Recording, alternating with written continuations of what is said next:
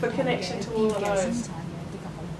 There's many different forms of community gardens that exist around the world. One of the common forms that I see in Hong Kong particularly is the allotment style, where you have your own plot. This is also very popular in a lot of more highly dense cities such as Sydney and Melbourne, Korea, even some parts of Turkey. But also in more low-rise cities, the one in the top left-hand corner there is in Slovenia, the very heart of the capital of Slovenia, where the whole centre of the city is this winding avenue of urban agriculture. It's like the green heart of the city is food producing, and it has rivers running through it, so it's this agriculturally and ecologically diverse heart of the city. And it's 1 kilometre from the centre of town, and all of the produce comes directly to the farmers' market. There's such a low food miles involved there.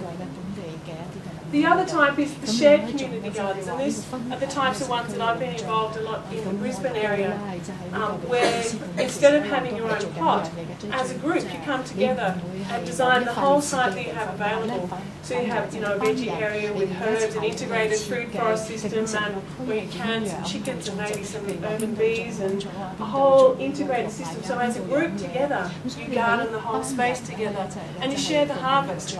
Many times too, these act as educational centres, so we run training programs, and the income you generate from that helps to support the gardens, and there's a whole range of different things that can happen in those spaces. Some of them are mixed use, so they have some allotments, but with some of the shared gardens, which is kind of a bit like Costello has the sheds part as well as the allotments. And this one in Berkeley, in California, has really captured the essence of trying to create those shared spaces.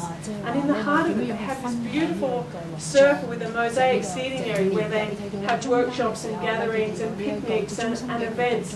And the allotments also embrace a sense of beauty and art. They have sections where the trellises for the beans are actually, woven rope to create these spiderweb shapes, and really trying to bring beauty into the garden, create an oasis in an urban landscape. When I went there a few times, there were always groups of people there. One time I went there was a cello quartet playing in the middle. Another time I went there was a discussion and storytelling group. It's just a free space where people go. Sometimes there's yoga happening in there, sometimes it's a child group, play group. And so these community-designed, community-developed, open spaces provide opportunities. It's kind of like an outdoor living room for the community, in a way that they can meet up with other people and create something that they can live in outside of their home. And even in corners, this tiny little pocket park, which was on a railway reserve stuck in the corner of a bridge with a tunnel going under it, little habitat areas of a frog pond, and so to increase the habitat. Many parts of Melbourne too, where we have quite a number of high-rise buildings in the inner parts, and they're particularly public housing. There's swathes of grass around the bottom of these. They sort of have grass, apartment buildings, and nothing happens underneath those. There's just dead land, wasteland, basically. There's a trend now that's happening through a group called Cultivating Community, of working with migrant communities a lot from those places to actually create food gardens, which helps people to reconnect with others, or to connect with others in their community from the country of their origin. It also helps them to ground themselves after they've arrived in the country, and to really connect with this space, and to grow food to relieve things of hunger and poverty, providing access to culturally appropriate foods as well. In some of these places, the land is actually really degraded, contaminated land, which is what you find in a lot of urban production areas. And in these cases, the health department and the public housing department have funded to have that land scraped off, to put a lining under, and to put in good quality soil for these people to actually grow food. So it's saying, okay, the land in the city is not suitable for growing in this area, but we will reclaim it for you. So there's growing value happening now for that. In Japan too, urban farming, community farms is on the rise. There's been a threefold increase over the last decade and a half, thousands of sites. And in places like Manchester too, we're seeing where communities are actually reclaiming public space. And what I mean by that is that they're ripping up streets, because roads are actually public space, public urban space. And so in this public housing section, there was a lot of social, a lot of crime, a lot of problem youth.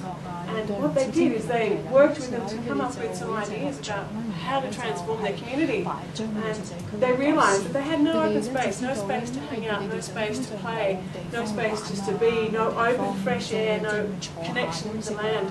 So what they did was they actually blocked off the end of the streets and ripped up all the asphalt and put in a community garden between the streets. Our urban environments have become concrete jungles where we have no space really to connect with the earth and to connect with communities.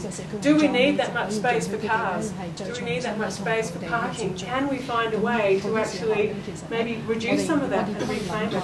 Certainly we can in Australia, I know that for sure. We have so much of our public land in our cities given over to the car, and we really don't need it.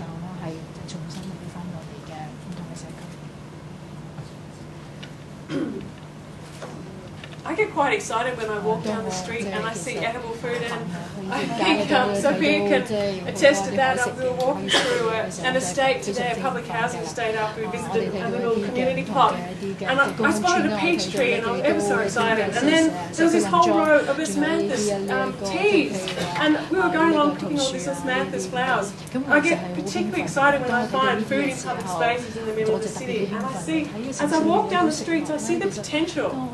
There is so much space given over to ornamental, useless plants, which sometimes look nice, but mostly they really don't add too much to our urban environment. Why not use edible, useful, functional plants to line our streets? In the middle of Barcelona, you can walk down, you can pluck oranges off the tree, and the local government goes through at the end of the season, and what hasn't been harvested, they harvest and they make preserves and give out as Christmas gifts to people. In the middle of a roundabout, I sat under a plum tree and feasted on that. And then there's courtyards with groves of more oranges. The landscape is filled with food. Another interesting type of way of filling our streets with food is this concept of the sustainability street, which is starting to get a bit of a foothold in places like Sydney. A friend of mine, Michael Moggs, the guy seated there, he wrote The Sustainable House, a fantastic book about transforming your house, a small urban unit in Sydney, into a sustainable house that produces all its own electricity, deals with all its own waste. That includes toilet waste and everything in just a very small urban block. He's now focusing his energy on feeding himself from his local environment, and he's worked with people up and down his streets to transform all the public land up and down the street and in the 6 blocks around into food producing areas. So they have orchard trees, they have vegetables and herbs, they have now many public compost bins, which is producing tons of compost which is going back into the soil every year rather than putting that into waste. They're measuring how much they're cutting their food miles, and it's absolutely amazing. It's like almost 1 million, just from 100 households, 1 million food miles they've reduced. So a few blocks of people actually working together to reclaim their streets and think about it in a more sustainable way has enabled them to have an enormous difference. They've been able to collect over half of the rainwater that's fallen on that area and redirect that back into the landscape for their food production areas, and maybe for flushing their toilets as well. We don't need to flush treated water, really, it's a waste. And also they've been able to link up with cafes around the area and to actually collect all their waste and turn that into compost. And some of the things like the stormwater too, they've stopped millions of litres of stormwater going into the Sydney Harbour and also having to be treated along the way. In a lot of the cities now, we're actually finding some of the governments are supporting and sponsoring the use of rainwater tanks to actually cut down the cost of improving stormwater infrastructure for the city. So it's cheaper and easier to give people rainwater tanks than it is to actually improve the whole city's infrastructure. It's the same with, they come and give you all these little water efficient systems to actually reduce your water consumption, so they don't have to build more dams. So all these little household things that they're doing is actually helping to improve the economics of our infrastructure too. Now, in many ways, there's ways to create permanent gardens, but sometimes you only have a chance to have a spot for a short period of time.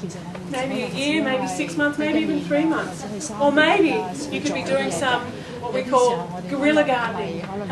There's some really interesting programs happening in London, and they're really quite funny, because what they do is on the side of the street where you get a parking meter, and they actually fill it up for the whole day, and then they go and put a garden there. So the whole street they just pay the parking meters and make the gardens, just to show people the possibility of what we can actually do in our streets if we gave over a bit of area for cars. So there's lots of things. We can fill up skips with soil that are unused, and bags, a lot of bags or containers, and these things can be moved from place to place. They're big enough to hold enough soil to get some good growing, get good proper lettuces or greens out of those. Absolutely no worries. So I think that's an exciting possibility, and even for rooftops, for courtyards, you can easily put them on a trolley and take them away somewhere. Up in London, they also did an interesting project as part of the Festival of Architecture last year, where they took a large rooftop area and transformed it into a community orchard. And so they had lots of fruit trees, herbs. It was a kind of an open air recreational space. They made some table tennis out of old skips as well. They had playgrounds built out of natural materials.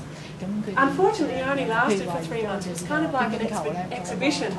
But it's these sorts of temporary gardens and edible exhibitions that alert us to the possibilities and to experiment with how people react and respond to these types of projects. And I think maybe it's a place to start. You could do some really creative things with that, and people kind of accept and know that it's just for 3 months, it's just for a little while, we'll give it a go. And in some places, we've called them meanwhile gardens. In the meantime, we'll just have a little bit of a garden here. It won't worry anyone. And those are, in Cuba as well, where a building has fallen down, and so in the midst between when it's sort of fallen down and the next building gets built, just in the meantime, we'll build them there meanwhile. And also, so vegetables, herbs, but also thinking about how can we grow medicinal plants and herbs in and around our city too. I came across this great medicinal garden also in Cuba, where just on a concrete section of the sidewalk they found waste pipes.